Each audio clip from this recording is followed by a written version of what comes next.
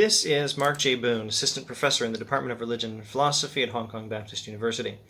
This is a video abstract from my article, Alvin Plantinga's Reidian Particularism, an Overview of an Epistemological Project, an article published in the journal Criswell, Theological Review in the year 2021.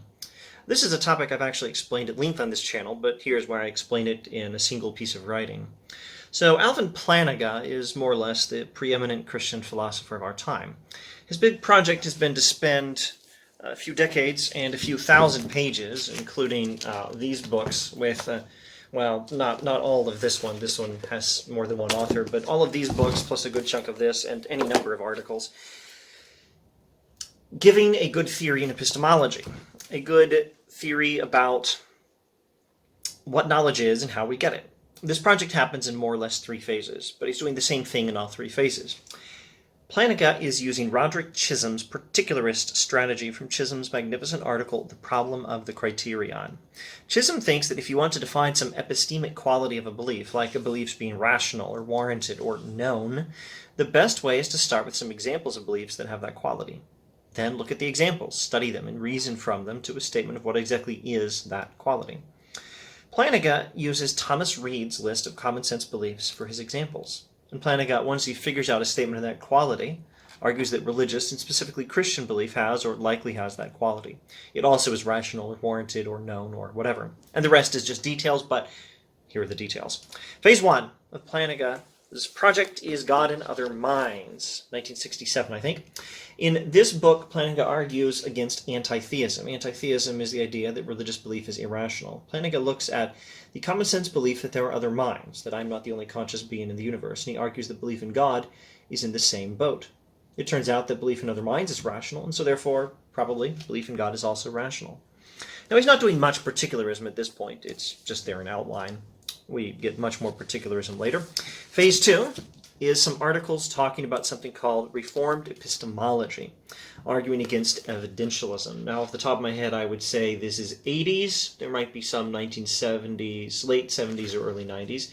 This is one book in the Reformed Epistemology tradition. It's not just Plantinga, but it's largely Plantinga, and there are several articles that Plantinga writes that are not in this book, but this book is a superb introduction to the material.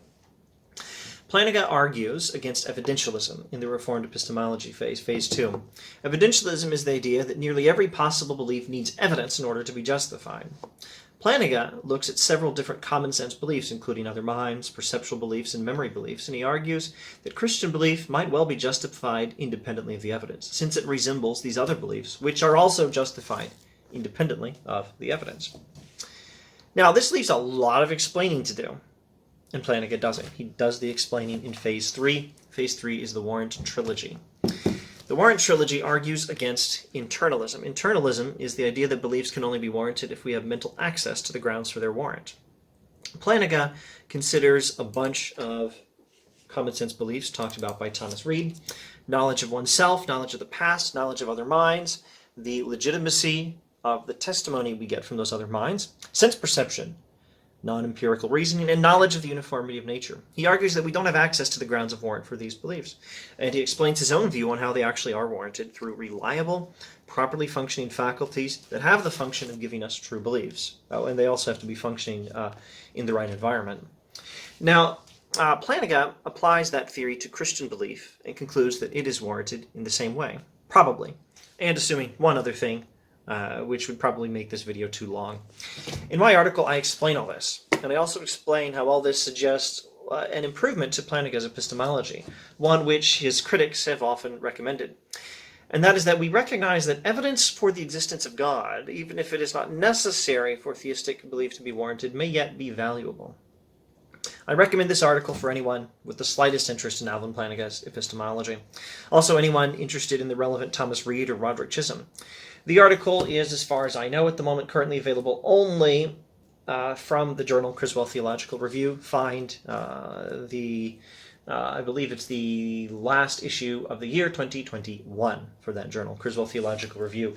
You should be able to get it at some local university library, though you may have to use an interlibrary loan. I hope, God willing, and editors and publishers and copyright rules permitting, to post a version of the article online at ResearchGate or philpapers.org or academia.edu sometime. In the meantime, anyone who's interested in these things, I have a huge channel on YouTube, and I think I have a huge playlist on YouTube and a channel on Rumble, I think, is the terminology I should be using, where I explain Plantinga's epistemology in immense detail, going over these same texts. All right. Thank you for watching.